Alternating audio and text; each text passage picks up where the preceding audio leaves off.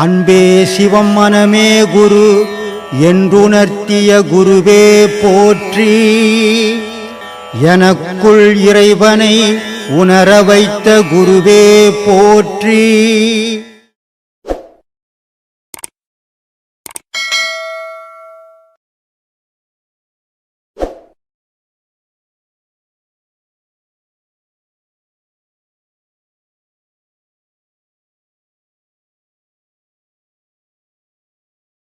அழுகணி சித்தர் பாடல்.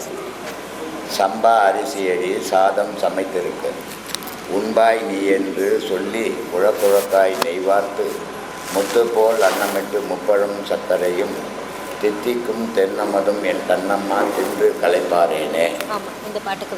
இதனுடைய விளக்கம் என்னான்னு கேட்குறேன். இப்போ நம்ம இந்த உபதேசம் கொடுக்குறோம்.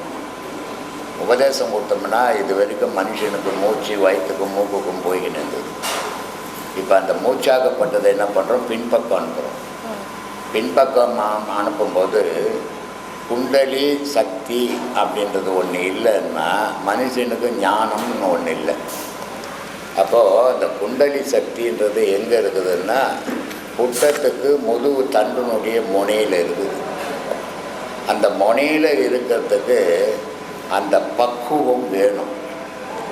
அந்த பக்குவம் வேணும்னா நீ எப்படி இருக்கணும்னா சம்பா அரிசி மாதிரி இருக்கணும். அதை சமைச்சா எப்படி இருக்கும், அவ்வளோ பதமாக நீ ஆயிடணும். ஆனால்தான் இவ்வளோ பதமாக நான் இருக்கிறேம்மா, நீ வந்து அதை சாப்பிட்டுட்டு உன்னுடைய களைப்பை தீர்த்துக்க மாட்டியா? நான் என் உடம்பெல்லாம் நீ விளையாடின்னுக்கிற, ஆனால் நான் உன்னை பார்க்க முடியாது இருக்கிறேன். அதுக்காக சொல்கிறாரு, சம்பா அரிசி அடி சாதம் சமைத்திருக்க உண்பாய் நீ என்று நீ வந்து என்னை பார்ப்ப. அதுக்காக தான் நான் இவ்வளோ காலம் அந்த யோக பயிற்சியில் நான் நிற்கிறேன். நீ பார்த்து நீ களைப்பார்னேன்னா நான் திருப்திப்படுவேன், என்னுடைய மனம் சந்தோஷப்படும், எனக்கு முக்தி மோட்சம் அப்போ தான் கிடைக்கும். ஆனால் உன்னை பார்க்காம இந்த உலகத்தில் முக்தி மோட்சம்ன்றதுக்கு வேலையே கிடையாது, வழியே கிடையாது. அதனால் நீ வாமான்னு கூப்பிட்றதுக்கு அம்பாலை பற்றி அம்பாலை மூலாதாரத்தில் இருக்கிற அந்த அம்பாலை வாழைப்பெண்ணுன்னு பேர், அதுக்கு அம்பாளுன்னு பேர், சக்தின்னு பேர், பல ஆயிரம் பேர் அதுக்கு, நீலின்னு பேர், காளின்னு பேர். எல்லாத்துக்கும் அந்த ஒரு பொருளுக்கு தான் இத்தனை பேரும். அந்த ஒரு பொருள் மேலே ஏறாமல் ஞானம் கிடைக்காது. என்னதான் பாடம் பண்ணால் கூட அந்த பொருள் மேலே ஏறணும். ஏறி அந்த சிவத்தை தொடணும். மேலே ஏறுற பொருள் நெருப்பு, ஏத்தட பொருள் காற்று, மேலே இருக்கிற பொருள் சப்தம். இந்த மூணும் ஒன்று சேரணும். ஒன்று சேர்த்தால்தான் கடவுளை அறிய முடியும். அதுக்கு தான் இதை சொல்கிறார். சம்பா அரிசி அடி சாதம் சமைத்திருக்க உண்பாய் நீ என்று உழக்குழக்காய் நீ அவ்வளோ பதமாக நான் செய்து வச்சு நான் பதமாக இருக்கிறேம்மா, நீ வாமான்னு கூப்பிட்றதுக்கு அந்த பாடலை பாடுறாரு. மைம்பொன் சிலம்பணிந்து அந்த அம்மா வரும்போது எப்படி இருக்குன்னா, இப்போ யோகத்தில் நான் பல வீடியோக்களில் சொல்லிக்கிறேன், ஒரு ஞானம் பெறணுன்னா ஒரு மனுஷன் முதல்ல நாதம் வரணும். அவனுக்கு நாதம் வராது, ஞானம் வராது. ஏன்னா ஜோதி கூட மனசை பார்க்கும்போது மட்டும்தான் கட்டுப்படுத்தும், மற்ற நேரத்தில் மனம் அலையும். நாதம் வந்துச்சுன்னா அந்த மனம் அலையாது, அதை பிடிச்சிடும், மனசை பிடிச்சிடும் நாதம். அதனால் சொல்கிறாரு, அது வரும்போது எப்படி இருக்குன்னா, ஒரு சிலம்பழிஞ்சி ஒரு பொம்பளை வந்தால் எப்படி இருக்கும் அப்படி வரணுமா அந்தம்மா. அந்தம்மா வரும்போது எப்படி இருக்கணும், கண்ணு ரெண்டுக்கும் அந்த மை தீட்டி இருக்கணுமா, அவ்வளோ அழகாக வரணுமா அந்தம்மா. அதனால் சொல்கிறாரு, மைம்பொன் சிலம்பணிந்து பட்டக்கால் மேல் தூக்கி கீழே இருந்து மேலே போகணும். மேலே போனால் தான் ஞானம் கிடைக்கும். அதனால் பட்டக்கால் மேல் தூக்கி செம்பன் கலையுடுத்தி, அந்த இடம் எப்படின்னா தங்கம் மாதிரி இருக்குமா. செம்பன்னா தங்கம் எப்படி ஜொலிக்கும் அந்த மாதிரி இருக்கிறாளாம் அம்பாள், அவ்வளோ ஏறுறாளாம். அப்போது உன் நிலைமை என்ன இருக்கும், நீ அது மட்டும்தான் தெரியும், நீ இருக்க மாட்டாங்க. அதனால் தங்க மாதிரி ஜொலிக்கிறாளாம் அந்த அம்மா. அதனால் சொல்கிறாரு, செம்பொன் கலையுடுத்தி செல்விழிக்கு மை எழுதி, கண்ணுக்கு மை போட்டுக்குன்னு அம்பொன் பூண்டு அருகோண வீதியிலே கம்பத்தின் மேலிருந்து என் கண்ணம்மா கண்குளிர பார்த்தாய். மூலாதாரம், சுகதிஷ்டானம், மணிப்பூரகம், அநாகதம், விசித்தி, ஆக்னை, 6 கோணம், 6 வீடு. 6 வீடுலேயும் அம்பாள் சஞ்சாரம் பண்ணணும். அந்த சஞ்சாரம் பண்ணும்போது எப்படி இன்னுமாவோ அப்படியே மை பூசி தங்க மாதிரி ஜொலிச்சு வரணுமாவோ அதை அம்பால வர்ணிக்கிறாருமா அந்த பாடல். இந்த 2 பேராகிராஃப் தான் கேட்கணும்னு ஆசைப்பட்டேன். இந்த 2 பத்தி தான் கேட்கணும்னு ஆசைப்பட்டேன். சந்தோஷம். அப்புறம் ஐயா, நம்ம இதெல்லாம் நிறைய ஞானங்கள்லாம் தெரிஞ்ச பிறகு பர உலகம்னா என்ன, மெய் உலகம்னா என்ன அப்படின்னு கொஞ்சம் விளக்கி சொல்லுங்க. பரமன்னா மேலே, இகமன்னா கீழே, அகமன்னா உள்ள, புறமன்னா வெளியே இல்லையா தானே? அகமன்னா உள்ள தானே, புறமன்னா வெளியே தானே. அப்போ இகப்பற வாழ்க்கை வாழ்ந்துன்னுக்குறோம். நம்ம யுகத்துலேயும் வாழ்க்கை வாழ்ந்துன்னுக்குறோம். இப்போ எல்லாரும் வந்து உலகத்தில் ஒன்று நான் ஞானின்ட்டு வீடு வாசலெல்லாம் விட்டுட்டு போயிடுவான். அது வெறும் பற வாழ்க்கை. இல்லை ஒருத்தன் சாமிக்கு மேலாம் வேணாம், நான் குடும்பம் இருந்தால் போதும், குழந்தை குட்டி இருந்தால் போதும், சொத்து சுகம் இருந்தால் போதும், அது இக வாழ்க்கை. ஆனால் நம்ம இகப்பற வாழ்க்கை வாழ்ந்துன்னுக்குறோம். மெய் உலகம்ன்றது மெய் உலகம் பரம், அதுதான் பரம். மெய்யின்றது பரம். இப்போ இந்த உடலுக்கு பேர் என்ன? மெய். நம்மளாம் என்ன சொல்கிறோம்? மெய். ஆனால் ஞானிலாம் நான் சொல்கிறேன் பொய். அப்போது ஞானி சொன்னது உண்மையா, நம்ம சொன்னது உண்மையானா ஞானி சொன்னது தான் உண்மை. இது ஒரு நாள் பொய்யா தானே போய். ஆனால் நம்ம இதை மெய்யன்றோம். மெய்யன்றதுன்னா அடையாளம் பார்த்தோம், இது உண்மை இருக்குது அப்படின்னு காட்டுறதுக்கு போதுமே தவிர, ஆனால் உண்மைக்கு இது இல்லை, உள்ளகிற பொருள் தான் உண்மை. அப்போது அடையாள பொருளெல்லாம் பொய் பொருளாக போகுது, அடையாளமற்ற பொருளாக மெய் பொருளாக நிற்குது. ஆன்மா மெய்ப்பொருளாகுது, கடவுள் மெய்ப்பொருளாகுது. ஆனால் பார்க்க முடியாதது, அது அழியா பொருளாகுது. ஆனால் பார்த்த பொருள் அடையாளம் உள்ள பொருளாக அழிய பொருள்.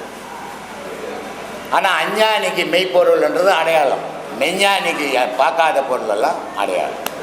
இப்படி இருவிதமான வாழ்வு நம்ம வாழ்க்கை. அந்த வாழ்க்கை வாழ்ந்தால்தான் நம்ம ஞானத்தை அடைய முடியும். இல்லாமல் ஞானம் பெற முடியாது. நீ வெறும் இக வாழ்க்கையை வாழ்ந்தீங்கன்னா ஒருபோதும் கடவுளை பற்றியும் தெரிஞ்சுக்க முடியாது, உன்னை பற்றியும் தெரிஞ்சுக்க முடியாது. ஒரு மனிதனுடைய வாழ்க்கையில் கடவுளை அவன் பார்க்குறானோ பார்க்கலையோ, அவனை பார்க்கணும். அவனை பார்க்கணுன்னா கண்ணாடி எதிர் போய் நின்று பார்க்கறது இல்லை.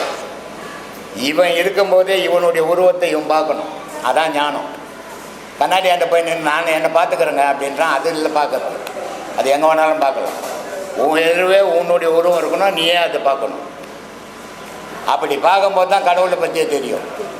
உன் உருவத்தை பார்த்துன்னு வெளியே இருக்கிற தோட்டத்தை பார்த்துன்னு உட்காந்துன்னா ஒன்றுமே தெரியாது. அப்போ இந்த உருவம் எப்படி ஆகணும்னா நெருப்பு மாதிரி ஆகும். வள்ளலார் 5 அடி உயரம், ஆனால் அவருடைய நிழல் பூமியில் படாது. இவ்வளோண்டு குச்சி வச்சா நிழல் விடும். உடலே அவர் நெருப்பாக மாறிட்டார். அதனால் அதுக்கு ஒளி இல்லை, இருள் இல்லை. அது ஒளியாகவே இருக்குது. ஒளியாகவே இருக்கிறதால நிழல் இல்லை. அப்போது இருளாக இருந்தால் நிழல் விடும், ஒளியாக இருந்தால் நிழல் விடாது. வள்ளலார் வந்து ஒளியாகவே மாறினார்.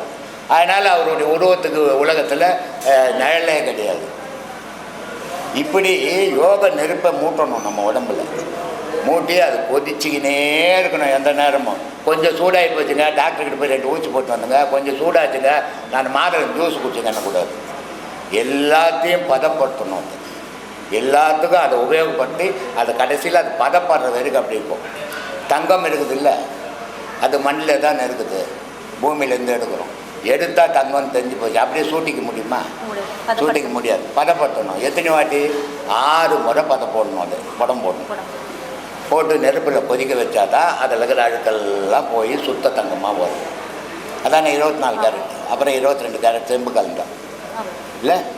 அப்போது அந்த 24 கேரட் மாதிரி நீ ஆகணும். உனக்குள்ளே இருக்கிற அழுக்கெல்லாம் வெளியே போகணும். அப்போ தான் கடவுளை நீ பார்க்க முடியும், உன்னையும் நீ பார்க்க முடியும். உன்னை நீ எப்போ பார்க்குறியோ அப்போ தான் கடவுளை பார்க்க முடியும். உன்னை பார்க்காத வரைக்கும், உன்னை அடையாள பொருளாகவே வச்சுன்னுக்கிற வரைக்கும் உன் கடவுளுக்கும் உனக்கும் சம்பந்தம் கிடையாது. சும்மா வாயில் பேசினுக்கலாம், ஊரெல்லாம் சுற்றலாம், ஊரெல்லாம் பேசலாம்.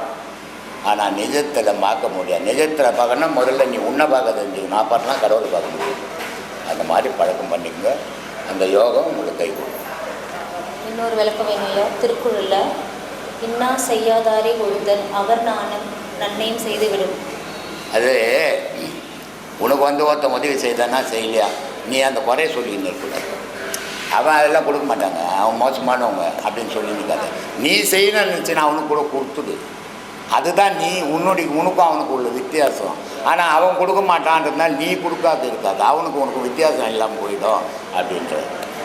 இப்போ இந்த ஜென்ரேஷனில் இந்த குரலுக்கு வந்து என்ன சொல்கிறது வேல்யூவே இல்லாமல் தான் போகுது. நம்ம ஆமாம்மா. எவ்வளோதான் நல்லது நம்ம செஞ்சாலும் ஆமாம், பின்னாடி பேசுகிறவங்க பேசிக்கினே இருப்பான். ஆனால் நீ அவன் பேசுகிறான்னு உன் நல்லதை நிறுத்தக்கூடாது. பேசுகிறான்னு நிறுத்தினா உனக்கு அவனுக்கு வித்தியாசம் இல்லை. அதனால் உன்னுடைய செயல் இப்போ நான் பேசுகிறேன், எல்லாரும் எடுத்துப்பான்னு பேசுறதில்லை. நான் பேச வேண்டியதை பேசிக்கிறேன், எடுக்கல நான் போட்டேன். அது கூட வள்ளுவர் வந்து அவர் நானும் நன்மையும் செய்கிறோம், அவர் அவமானம் அவர் ஃபீல் பண்ணுற மாதிரி கூட நம்ம நல்லதே செய்யணும். ஆனால் இப்போ இருக்கவங்க அதை பற்றி நினைக்கிறதும் இல்லை, அதை பற்றி ஃபீல் பண்ணுறதும் இல்லை. நம்மக்கிட்ட வருதா வாங்கிக்கிறாங்க, அப்படிதான் இருக்குது. ஒரு விஷயம் நம்ம என்ன நினைக்கிறோன்னா, நம்ம எவ்வளோ பண்ணுறோம் அவங்க நன்றி நினைக்கல, நம்ம நினைக்கிறோம். இது நம்ம மனசு.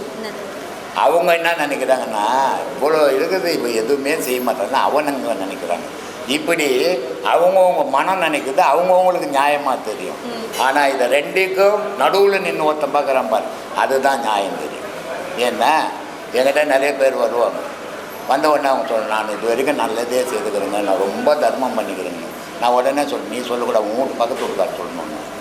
ஏன்னா யாருன்னா நான் தப்பு செய்தேன்னு சொல்லுவான், சொல்ல மாட்டேன். எல்லாருனாலே செய்தேன்னு சொல்லுவான். ஆனால் 1000 தப்பு பண்ணியிருப்பாங்க. அதனால் இவங்களுடைய நன்மையை அடுத்தவங்க சொல்லணுமே தவிர இவங்களே சொல்லக்கூடாது. அந்த மாதிரி நம்ம பழகணும், அது மாதிரி போகணும். இன்னொருத்தர் சொல்கிறாங்க, அவங்க சொல்கிறாங்க இதை செய்யக்கூடாது, அதுபடி போகக்கூடாது. நம்ம தெய்வத்தை நம்பி போயின்னு கூட, மனுஷனை நம்பி போகல, தெய்வத்தை நம்பி போகும்போது நம்மளுடைய செயலை செய்துக்கிட்டே போகணும். எவன் நினைக்கிறான் எவன் நினைக்கல, அதுக்கு என்ன கடனாக வச்சுன்னுக்குறோம் நன்றி நினைக்கணும்ட்டு அப்படிலாம் கிடையாது. கொடுக்கணும்னு நினச்சா கொடுத்துடு, இல்லை கொடுக்கக்கூடாதுன்னு நினச்சா போடாது. அப்படி பழக்கம் பண்ணிக்கோங்க, அது உங்களுக்கு நல்ல பாதுகாப்பு.